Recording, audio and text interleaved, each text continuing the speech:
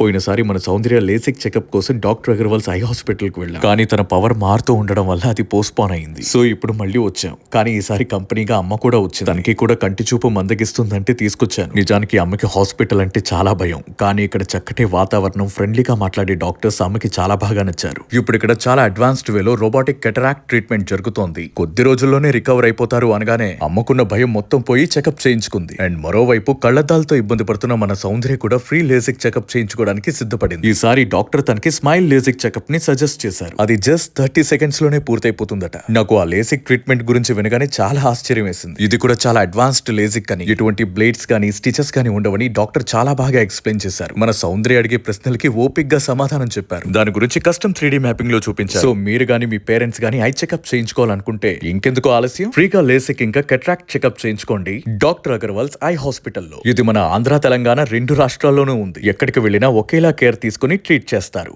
Bye.